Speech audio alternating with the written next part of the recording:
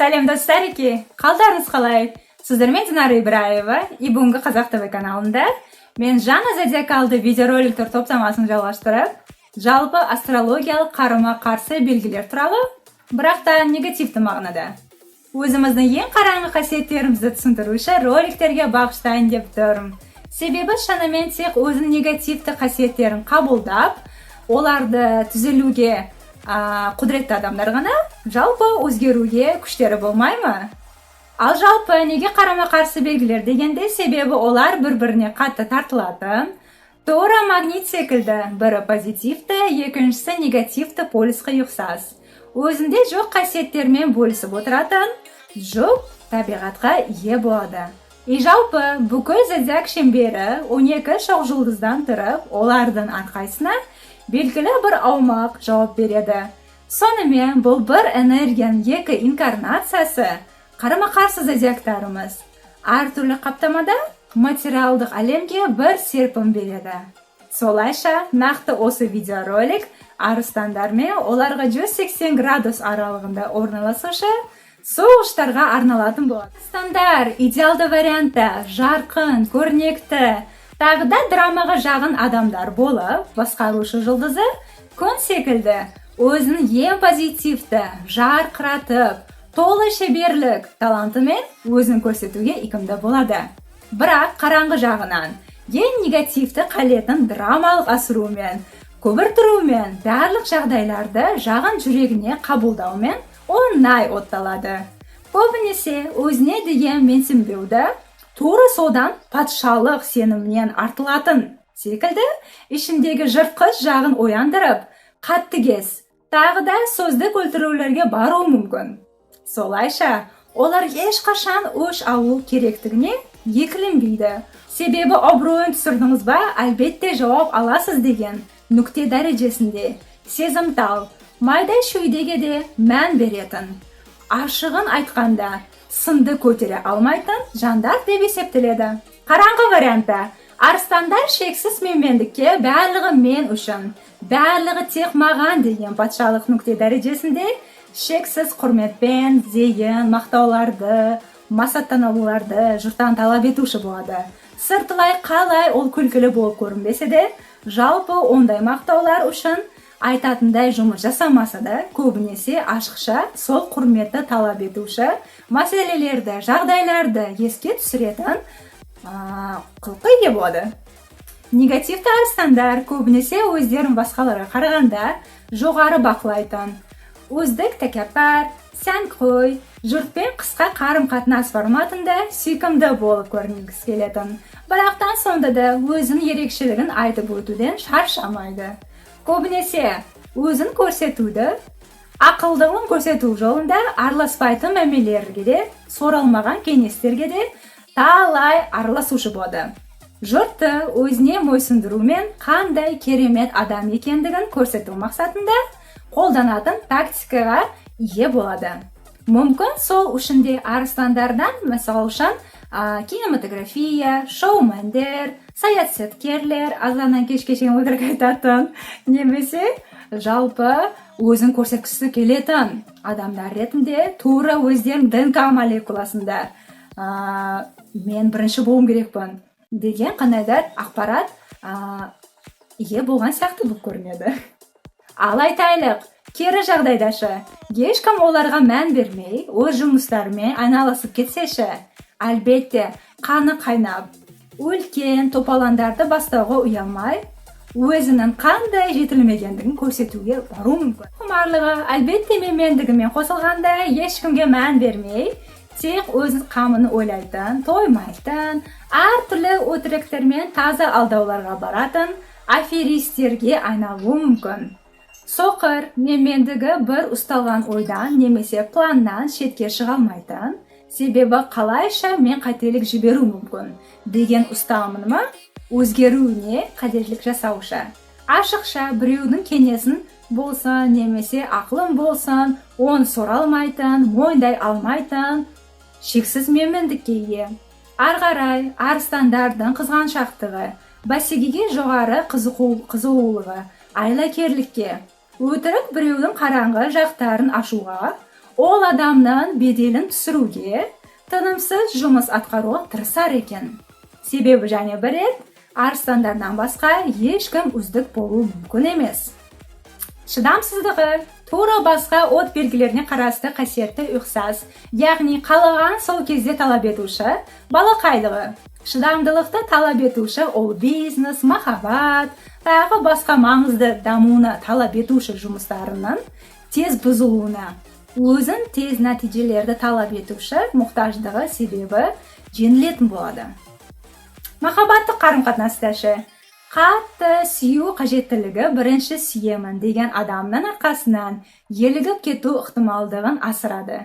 Яғни махаббаттық қарым-қатынаста арыстандар өздерін таза романтикалы, нәзік, драмалы варианты, сүйем, өлем, мұқтаж болушы, өз сезімдерін айтудан ұялмаушы, ашық адамдарға ғашық болатын.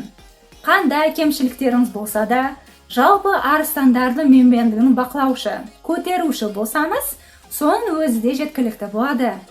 Кемшіліктерден қараңғы арыстандармен қарым-қатынаста болу дегеніміз, одан өзіп кетпеу, қызғаншақтығына ешқандай себеп бермеу, тек олардың 24 сағатты қызметіне даяр болу керек. Одан басқа, махаббаттық жолында жасалған құрбандарды бақылаушы, бірақ сондай құрбандыққа өзі бармайтын, жалқау деп есептеледі. Ал қызғаншақтығына келгенде, олар тіпті өзіңізге басқалардың көз қарауын көтере алмайтын, үйге барғанда нақты өзіңізді кінәлаушы әдетке ие болады. Арыстандарға қарама-қайшы болып келуші, яғни 180 градустық аралығында жалғасушы суығыштардың қараңғы қасиеттерін көтергенде, бұл жерде олардың суықтығы, аяусыздығы, жұртты көбінесе эмоционалды шеттетуімен уайымдатқызады. Себебі астрологиялық арыстандардың басқарушы жұлдызы күн ол менмендік, жылулықтың, өмірдің қуанышын тағы да адамның эгосын жарқыратушы болғаннан соң, әлбетте оның қарама-қайшылығы, яғни нұрсыз қалған күн, суығыштардың суықтығына, жалғыздығына әсер етеді. Тағы да бұндай сценарийде суығыштардың ауа элементіне сәйкестігі көпшіл болуының орнына жалғыз, жүрексіздік, алға қойылған жұмыс үшін ештеңеге қарамай жұмыс атқаруына себепкер болады.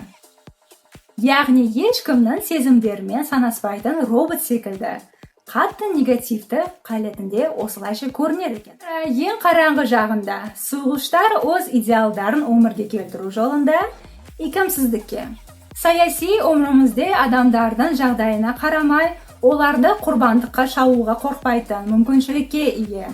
Бұндай жансыз қараңғы суығыштар тура роботтар секілді балалық шағынан тәрбиеленген құндылықтар системасын ғана бақылайтын, немесе жай ғана мінсіз жанатты өмірге кірту жолында ешкімнің пікірлерімен, сезімдерімен есепке алынбайтын, өз нысанасы үшін бәрін құрбан қылуға қорқпайтын адамдар болып есептеледі. Суығыштардан басқарушы планетасы Уран басқа планеталарға қарағанда кері арнайы артықшылығы суығыштарында ерекше уникалды дүние көзқарасын тәрбиелейді. Сондықтан суығыштарында тура арыстандардың секілді менмендігі шексіз. Мысалы, сөз айтысқанда тынбайтындығымен, өз нүкте дәрежесін испаттамағанша қоймайтын, ғылыми көзқараспен жұрттың ақмақтығын көрсетуден шаршамайды. Сезім талсыздығы, әлбетте олардың ең үлкен кемшілігіне, қаншалай дана болса да, жұртқа жағымды болып көріне алмайтын суығыштар сыртылай өте қатаң, жауыз, бірақтан сол қатаңдықты талап етуші сол саяси, қаржылы, әскери жұмыстарында ең құнды жұмыскер ретінде жоғары мәртебелерге шығып алады. Себебі шын айтқанда, нақты осы суығыштардың жүрексіздігі қазіргі заманның талаптарына зор жауап бере алады. Жалпы суығыштарды екіленбей бюрократия авторлары деп те атауға болады.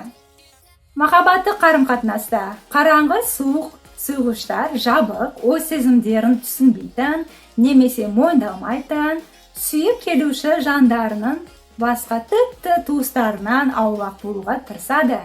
Себебі қараңғы сойғыштар үшін махаббат жолында жұмыс атқару алғысыз жұмыс деп көрінеді. Ал әйел сойғыштар қарым-қатынаста доминант, басшы болуды, қатаңдылықты, ақылдылықты, амбициялардың жоғарылығын құрмет қылады. Жалпы жұртты пайдалы немесе пайдасыз ресурстерге бөліп отырады. Қараңғы вариантта сойғыштар ең бүлікші, кесапат, қағидатты жұрттың айтқандарына теріс жұмыс атқаратын, пессимистігі көбінесе жарқын адамдар мен ахуалдардың бар екендігіне күмәндайтын. Әрдайым план Б, яғни артқа шегіну схемаларын түзетін болады. Жарқын келешек үшін көрісу керек деп ойлайды. Арыстандармен ендігі ұқсастығы шыдамсыздығында жасырынады. Дегенмен жоғарыда айтылған сезімдерді игнор қылу, басу ахуалы нәтижесінде күтілмеген атылымдарға әкеледі. Яғни жылдар, айлар бойы жиналған аурықтарын естімеген жабайылықпен өш алу сәттеріне әкеледі. Сондықтан сойғыштарға уақытында әдемілеп өз ереніштерін айту, ештеңкені жасырмай ашық болу кеңестері көп беріледі. Арғарай жанашушылық, тағы да көңіл күйдік тепе-теңдігін сақтау, игнор қылмау керек болады. Әлбетте, видеоролик ақырында осындай бүгінгі жасалған ақпарат сіздерге ұнаған жағдайда лайк, комментарий, подписка жасауды ұмытпаңыз. Сонда Қазақ ТВ каналында одан да көбірек видеороликтер келіп шыға береді. А дәл қазір болмаса, пока-пока. Arrivederci.